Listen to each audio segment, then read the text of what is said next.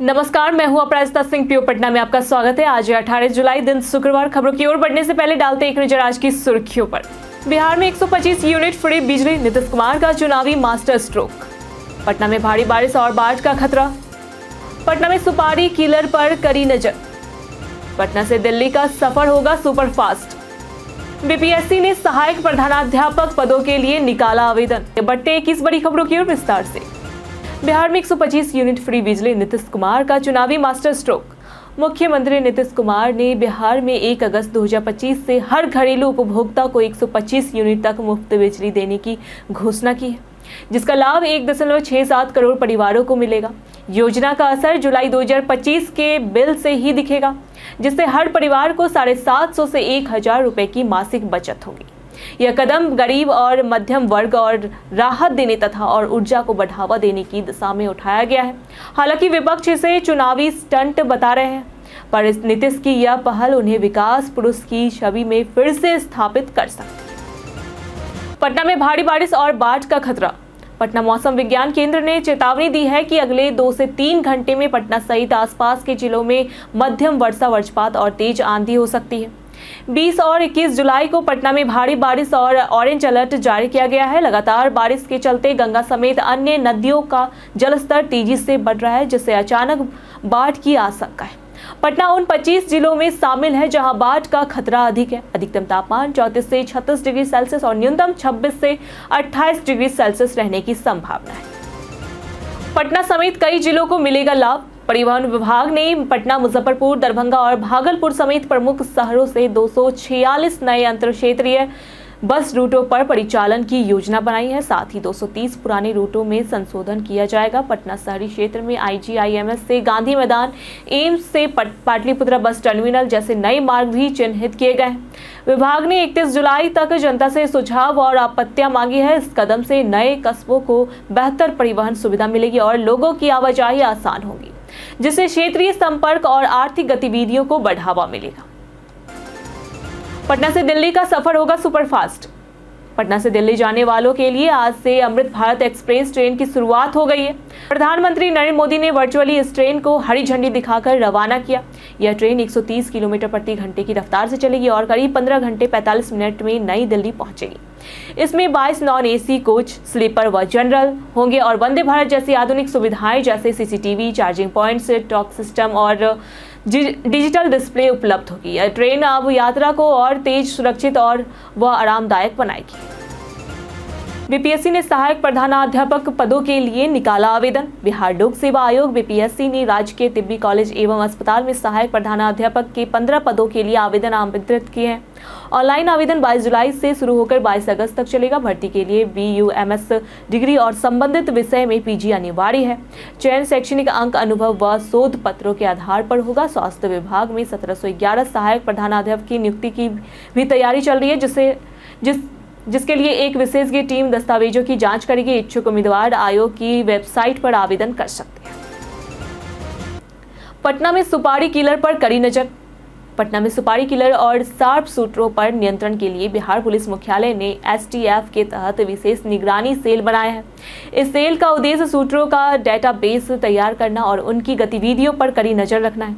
हाल ही में पटना में हुई हत्याओं से सुपारी किलरों की भूमिका सामने आई है। पुलिस ने जेल में बंद अपराधियों और फर्जी आर्म्स लाइसेंस बनाने वालों पर भी विशेष कार्रवाई शुरू की है। पुलिस अधिकारियों का कहना है कि अपराध के पीछे युवा और समाज की भूमिका भी महत्वपूर्ण है।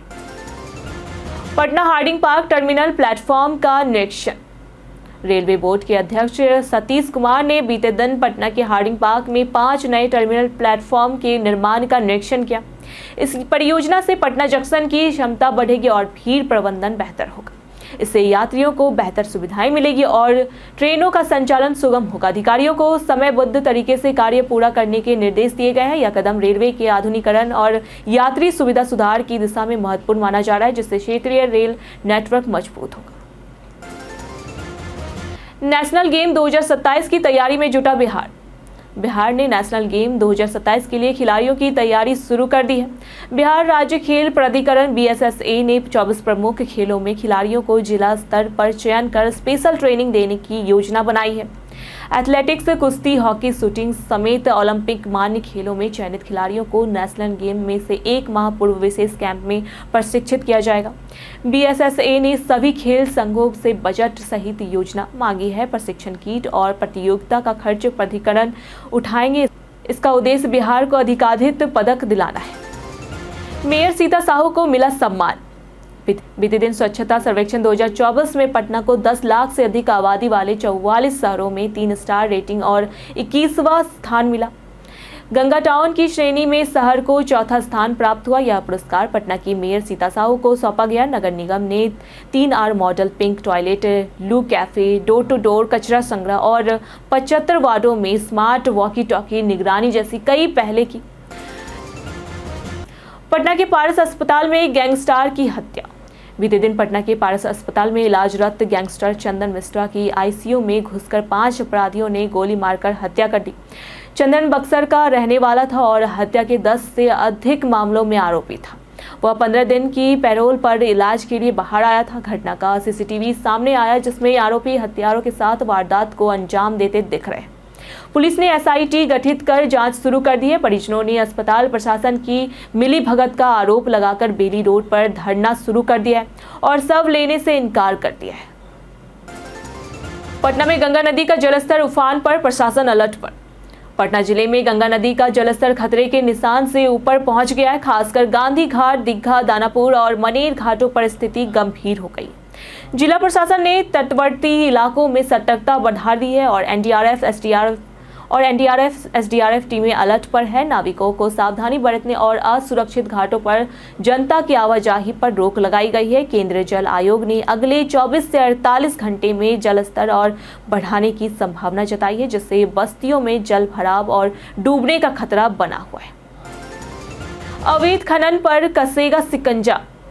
उप मुख्यमंत्री विजय कुमार सिन्हा ने खान एवं भूतत्व विभाग की समीक्षा बैठक में खनिज ब्लॉकों की लंबित नीलामी प्रक्रिया को शीघ्र शुरू करने का निर्देश दिया। अवैध खनन पर सख्त कार्रवाई, जुर्माना वसूली और पारदर्शिता पर जोर दिया गया है। जिलों में खनन नियंत्रण कक्ष के स्थापना, ट्रांजिट पास प्रणाली में सुधार और पर्यावरणीय अनुमोदन की प्रक्रिया को प्राथमिकता देने को कहा गया।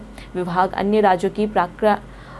अन्य राज्यों की प्रक्रियाओं का अध्ययन कर नई योजना तैयार करेगा। अधिकारियों को समयबद्ध और पारदर्शी कार्य निष्पादन सुनिश्चित करने का टास्क दिया गया है। बिहार में 7 जिलों में खुलेगी 8 नई केंद्रीय विद्यालय। बिहार सरकार ने सिवान, बक्सर समेत 7 जिलों में 8 केंद्रीय विद्यालयों के लिए जमीन उपलब्ध कराई है। इसके साथ ही 16 नए केंद्रीय विद्यालय स्थापित करने की प्रक्रिया चल रही है, जिससे राज्य में कुल केंद्रीय विद्यालयों की संख्या 69 हो जाएगी। सरकार का लक्ष्य हर जिलों में कम से कम 1 केंद्रीय विद्यालय बनाना है। पटना और नालंदा को विशेष प्राथमिकता दी गई है।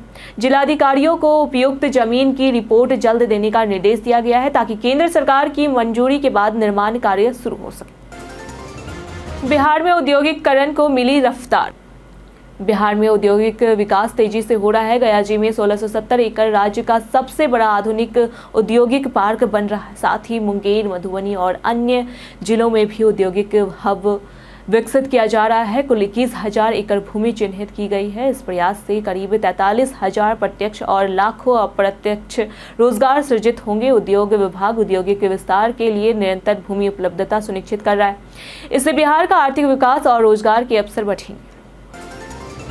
तेजस्वी के वादों पर सियासी तकरार तेज। बिहार सरकार ने घोषणा की है कि 1 अगस्त 2025 से सभी घरेलू उपभोक्ताओं को हर माह 125 यूनिट तक बिजली मुफ्त मिलेगी।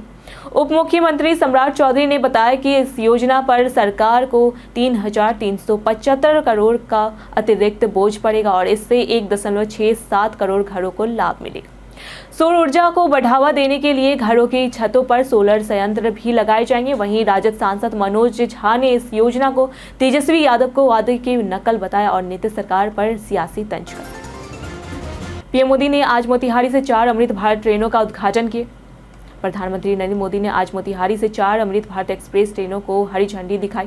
इनमें राजेंद्र नगर, नई दिल्ली, भागलपुर, गोमती नगर, दरभंगा, गोमती नगर और बापूधाम मोतिहारी आनंद विहार टर्मिनल शामिल है। राजेंद्र नगर ट्रेन सुबह 11:45 बजे रवाना होकर अगली सुबह 4 बजे दिल्ली पहुंचेगी।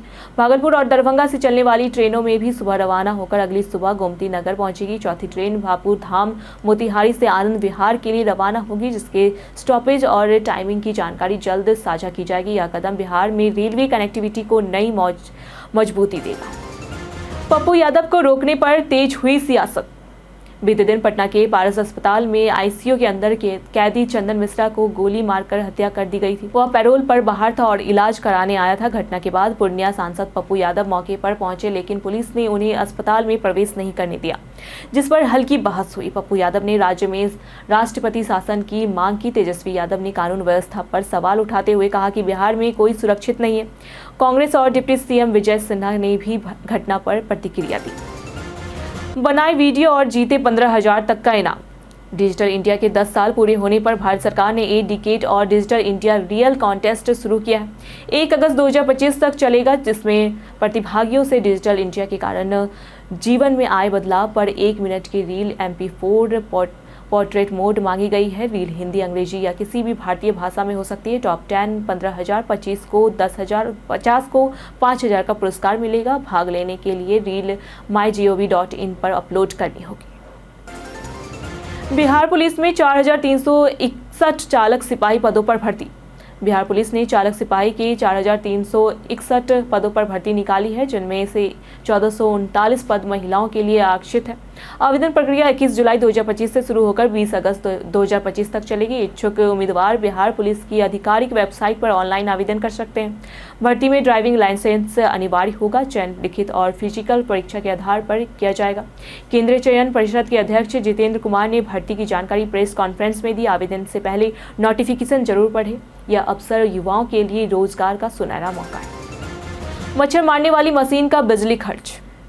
मच्छर भगाने वाली मशीनें जैसे गुड नाइट और ऑल आउट अंदर लगे छोटे हीटर से लिक्विड को गर्म कर मच्छर मारती है। ये डिवाइसें 5 से 7 वाट बिजली खपत करती है। यदि मशीन 24 घंटे सॉकेट में लगी रहे तो महीने में लगभग 3.6 यूनिट और साल भर में करीब 43.8 यूनिट बिजली खर्च होती है, जिसका खर्च 219 तक पहुंच जाता है।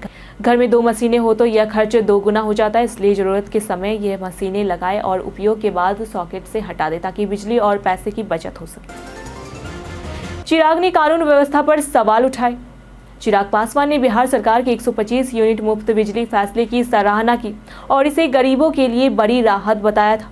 उन्होंने हर घर सौर ऊर्जा योजना की भी तारीफ की थी, लेकिन दोपहर में पारस अस्पताल में हुई हत्या के बाद चिराग का रुख बदल गया। उन्होंने बिहार की कानून व्यवस्था को गंभीर चिंता का विषय बताया, जहां रोजाना हत्याएं हो रही है। अपराधी पुलिस प्रशासन को चुनौती दे रहे थे। विधानसभा चुनाव से पहले बढ़ते अपराधों को लेकर चिराग ने प्रशासन से कड़े कदम उठाने की मांग की। बीते दिनों जिन्होंने हमारे वीडियो पे लाइक और कमेंट किए थे, उनके नाम है मनोज दास, अमरजीत कुमार, नेहा कुमारी, संजीव कुमार, निरंजन कुमार, राजकिशोर, राजलक्ष्मी। इसी के साथ बढ़ते हैं आज के सवाल की ओर। क्या आपको लगता है कि 125 यूनिट तक मुफ्त बिजली देने से आपके घर का बिजली बिल कम होगा? आप अपना जवाब हमें हमारे कमेंट सेक्शन में लिखकर जरूर बताएं। आज के लिए फिलहाल इतना ही। पटना की तमाम खबरों के साथ बने रहने के लिए देखते रहे प्योर पटना। साथ ही अगर आप यूट्यूब चैनल पर देख रहे हैं तो चैनल को सब्सक्राइब करें। अगर आप फेसबुक पेज पर देख रहे हैं तो लाइक और फॉलो करें।